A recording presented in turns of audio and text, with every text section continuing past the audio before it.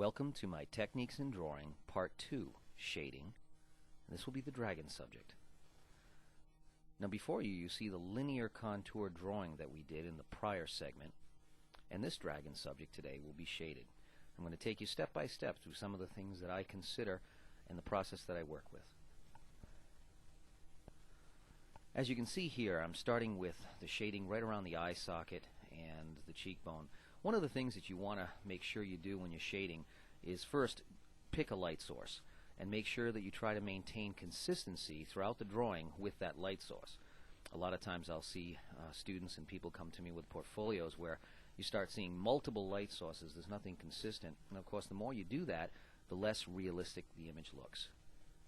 One of the other things you want to consider when you're illustrating and shading is what kind of paper and pencils you're using.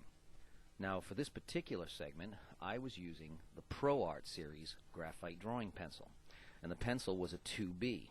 Now those numbers, there's 2B, 4, and 6B, there's even an HB. They represent the hardness or softness of a certain type of lead. Now with a 2B, it's a somewhat soft lead, but it's not an ultra soft lead. I was also considerate of what type of paper I'm using. Now the pad that I'm using is a Strathmore drawing pad, and it's the 300 series, which is basically a medium surface drawing paper intended for most dry medias, pen and ink and so forth. But it does have a bit of a tooth to it. Now that's going to be something important that I was considering as I was shading, because it means more lead's going to be coming off that pencil in between that tooth. Now that's a good thing, because later on I will be using a smudging tool to help me incorporate some of those very subtle gradient tones. Now right now what I'm working on is making sure that the values, the dark to light aspect of my shading, is thorough. It covers the full gamut. So you'll note that I'm going back into the eyes and around the eye socket, making sure that things are dark enough so that when I do use the smudging tool, most of those darks will still remain. One other thing about using the smudging tool is you can anticipate some of your midtones to disappear, but we'll address that a little bit later on in the drawing. Now right about now you see that I've pretty much covered most of the forehead, the cheekbones, the side. I've really taken special care to darkening right in and around the teeth and the mouth line. Right now I'm working in the ear. And again, keeping in mind throughout the entire thing where my light source is coming from. And in this case it's on the upper right hand side. For the purpose of this video, because the camera was on my left side and I am a right-handed artist, I wanted to make sure my hand was very far off the page so as to not block the viewer's view of my drawing. Generally though, I might start with the center left, so that way I'm not using my handwork and sketching over something I've already drawn and therefore smudging it more. So I'm being a little extra careful for the purpose of this drawing, but I would recommend anyone doing a drawing that's filling the page like this, you might want to start with the center and to the left. That way you can work left to right if you're a right-handed artist. Now one of the things about dragons that I love more than anything is you get such creative freedom. You know, you get into those crevices, you get the scales can be made of all types of different material. And in the black and white world, you have the ability to simulate all kinds of different effects, knowing that the person viewing it will fill in the blanks. Basically, their own imagination will determine what they perceive the color of the dragon will be. And your goal is to just get into all the detail you can possibly get and push out of your sketch. Now right about now I'm working on the panels or the different scales going down the neck. Something you want to keep in mind is, as we did with the contour line drawing, use the shadowing to be able to emphasize the three-dimensional and forced perspective that you're trying to accomplish in the drawing. And in my case here, I'm trying to really give the feeling of that neck pushing forward, up and out, and then around. So I'm using the shadowing to help bring that three-dimensionality out, to give it some depth, some height, even now where I'm working around those horns that are coming out of the neck.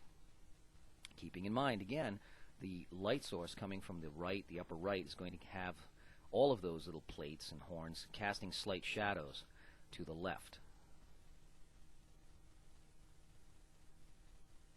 A lot of times I'll have different students and artists that are trying to get into the field, and especially starting off with their drawing before they really get proficient with their color.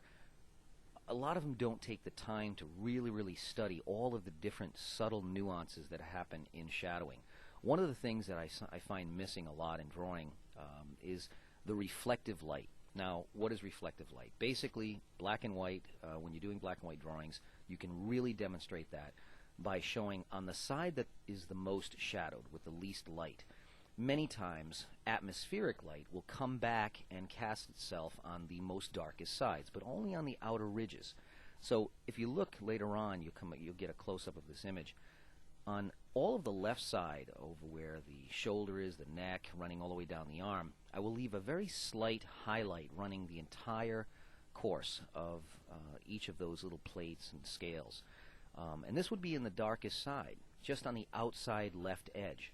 And the reason for that is it gives that extra added depth of three-dimensionality. If I had shadowed it right to the edge, well, then what happens is it becomes a very hard shadowed image, and it just lacks a certain extra luster and three-dimensionality that I think is important to put in. So I always tell people, try to pick a reflective light source as well as a direct light source, and it will add that much more depth to your pictures.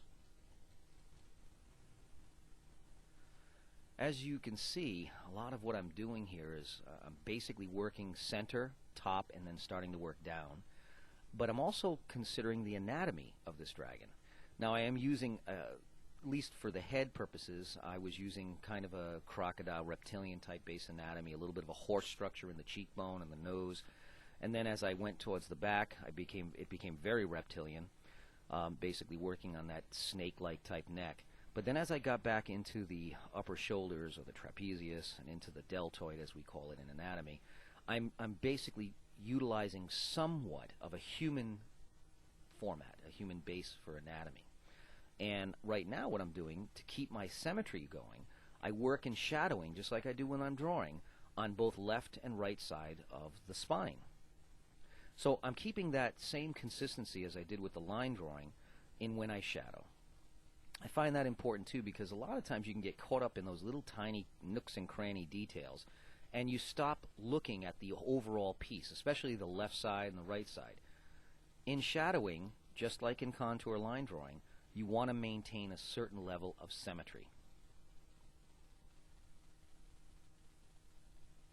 Now, right about now, of course, I'm going with a little bit more over-exaggerated shadowing here, because after all, it is a mythical creature, and there really is no anatomically accurate way to portray this. But it's fun to actually add a little more exaggerated musculature as I'm going down through the back. I'm working on the lats right now. At this moment now, I'm starting to work on the appendages of the wing. A lot of people say to me, well, where did you get the concepts for the wings? I mean, there are very many different types of wings that can be portrayed on dragons. I tend to like to use the format of a bat wing. So just like in a bat wing, there are very small, fine, light bone structures that support the membrane in between each of